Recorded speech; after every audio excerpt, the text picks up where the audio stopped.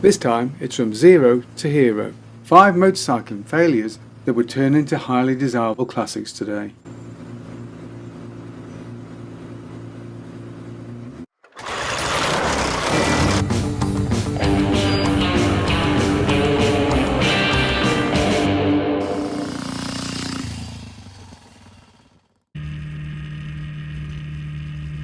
Whether it was high cost when new, or just not hitting a chord with the audience at the time it came out, some bikes don't seem to really find a market.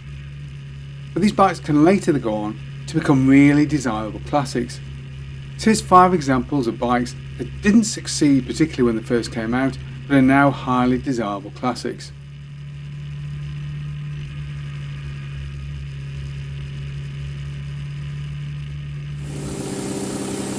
The Benelli Sei.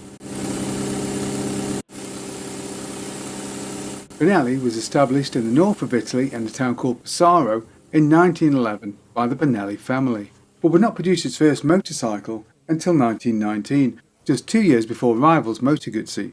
Initially, like so many Italian companies, they produced small capacity bikes, usually with 2-stroke engines, but they would soon branch out and produce larger and larger machines, including their first 4-stroke or 175 overhead cam unit in 1927.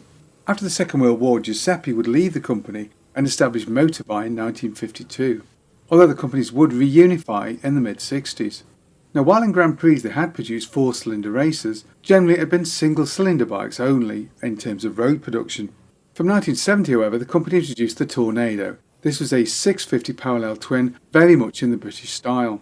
But by that point the company had been taken over by Alejandro Di Tommaso, and he wanted something very different for the company. He had a background in the car industry and wanted the company to produce 4-cylinder bikes just like the Japanese. And to that end the company would demonstrate their first prototype, a single overhead cam 4-cylinder 500cc unit called the Quattro, in 1974, and of course this unit would form the basis of the first Sei, Sei being Italian for 6. And development of the 6 did go extremely quickly, meaning the bike hit production by 1975, making it the first road-going mass-produced 6-cylinder motorcycle in the world. And a profile view of the engine tells you instantly how this was done, because it's visually identical to the Quattro, but has 2 cylinders added on each side for good measure of course. But while there are 6 exhausts, there are only 3 carburetors to help simplify things a little.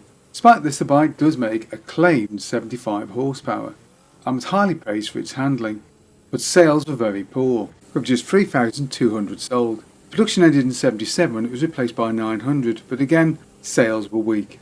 Today, however, it's seen as a rare and exotic Italian classic.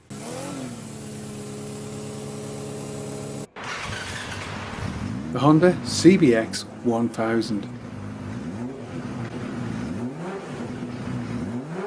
Now, Honda is often seen as a corporate entity that is somewhat personality free, but just from time to time they will do something just because they can.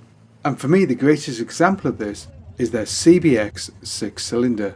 So basically you take your most exotic Grand Prix bike, a 250 incidentally, enlarge the thing out to a full 1000cc and sell it a decade later as a street bike. Of course you do.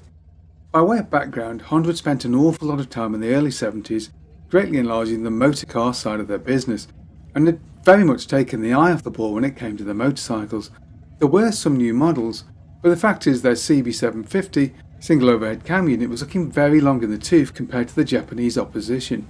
The company was of course aware of this, and in the latter part of the 70s began to develop a series of range-topping bikes to replace the CB750. They took a two-pronged approach. There would be 4-cylinder dual overhead cam bikes, but there would also be a celebration of their 6-cylinder racer of the 1960s. And it would be the 6 which hit the market first, arriving in 1978. And what a technological tour de force it was for Honda. 6 cylinders, dual overhead cam, 24 valves, 105 horsepower, and a top speed of somewhere around the 130 miles an hour or just over mark. And the chassis was all new too. It utilised the engine as a stressed member, and despite the width and obvious bulk at 246.7 kilos or 544 pounds dry, that's around 600 pounds wet, the machine steered and handled much better than you might expect. But of course all that technology came at a price, and the bike was very expensive compared to its 4-cylinder opposition. with some of the strongest opposition coming from within its own company, because the four-cylinder bikes of 750 and 900 cc's arrived shortly after. Now, in fairness to the CBX, in head-to-head comparisons with the CB900, the six-cylinder bike was viewed as the best machine. The problem was it was also quite a bit more expensive. And just like weight and seat height, cost is a dimension that must be considered when choosing a new motorcycle. So as a consequence, sales were slow. But Honda had invested a lot of time, effort and money in the design, so wouldn't just let it die like that. So in 81 they introduced a Sport Tourer version. Horsepower was dropped to 98 horsepower above more mid-range torque, and there was now a ProLink single-shot rear suspension system. But ultimately, if people wanted a sport bike, they went for the CB900. And if they wanted a Tourer, they went for the Goldwing, and the CBX was somehow squeezed out of the middle. But almost immediately, because of its sheer exoticness, the bike gathered a cult status, and a strong and fervent following. So while the bike sold less than 30,000 units when first produced, it is now extremely desirable. And when rare examples come up for sale, they are quickly snapped up by avid fans. Is this the most aspiration of all Japanese bikes? Quite possibly.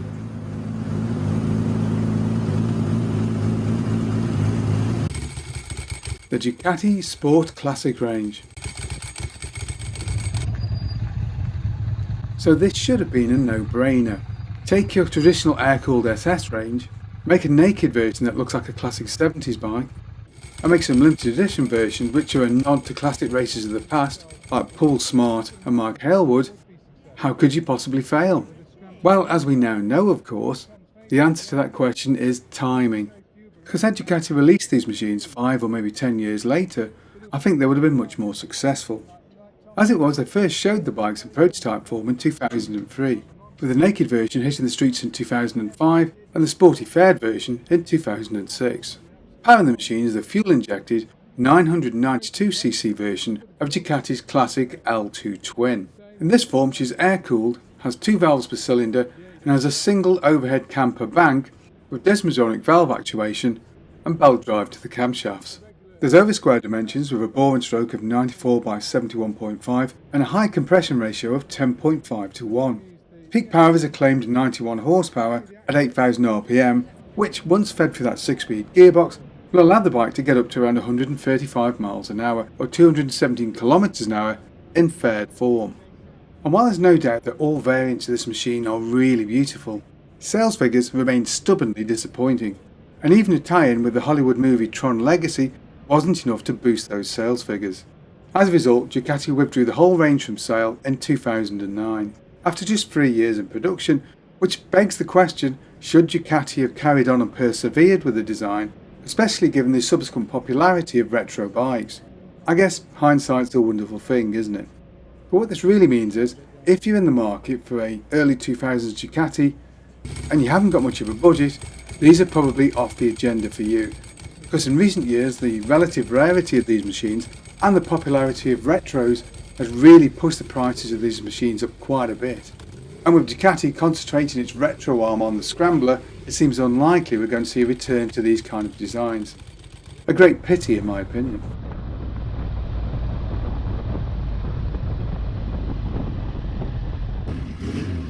The MV Augusta 350S. MV Augusta. No other company has the same level of Grand Prix success, or had the same level of mystique for their road machines. So while we're talking about the 350 in this instance, you can apply the same logic to pretty much any MV Augusta of the 1970s. The MV Augusta introduced the 350B, or Bicylindrica, in 1970. Bicylindrica basically means it's a twin cylinder, and it was intended to bridge the gap between the fabulous 4-cylinder 4s and their much smaller 175 singles. And the bike was fitted with a 349cc overhead valve 4-stroke parallel twin engine with bore and stroke of 63 by 56. Compression ratio was 9.2 to 1, and the bike made a claimed 27 horsepower in B trim. There was a 5-speed gearbox, and top speed was up at around 96 miles an hour. The machine was developed from an earlier 250, with the extra capacity achieved by boring the thing out by an extra 10mm.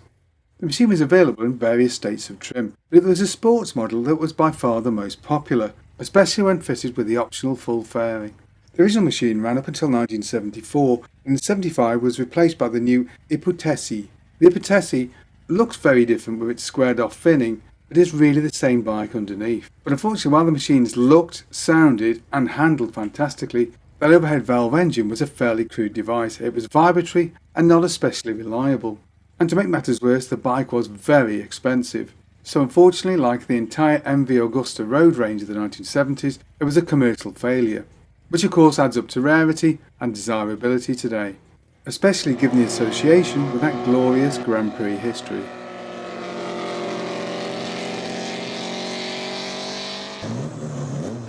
The Norton F1.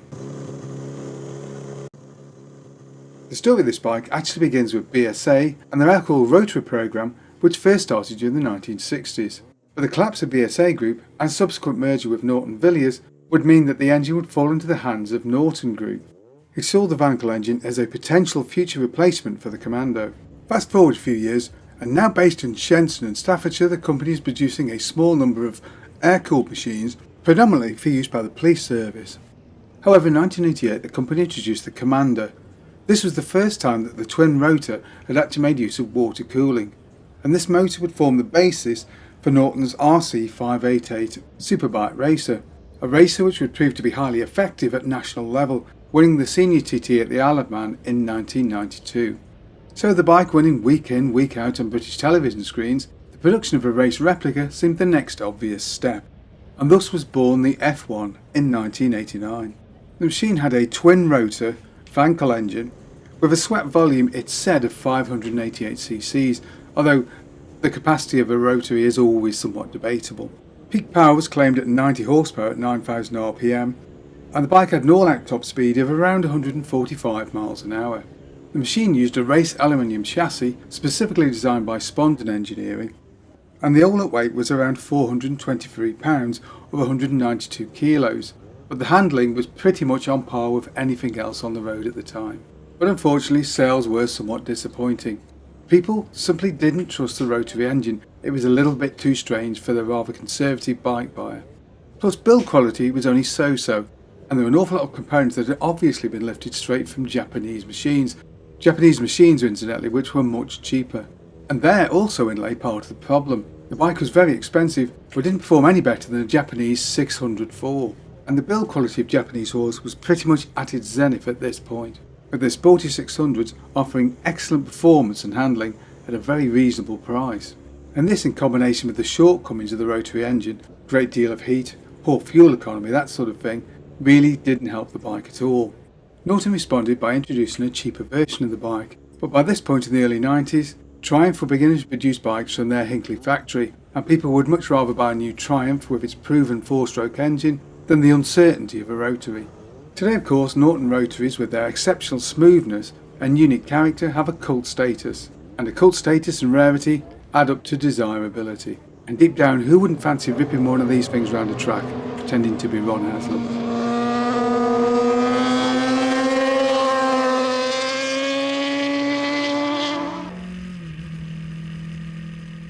Whatever bikes or collections of bikes would you like to see us cover in a future video? Perhaps you've got a video we can use for a test ride? Either way, get in touch below. Hope you enjoyed that video. If you did, don't forget to like and subscribe. And of course, thank you very much for watching.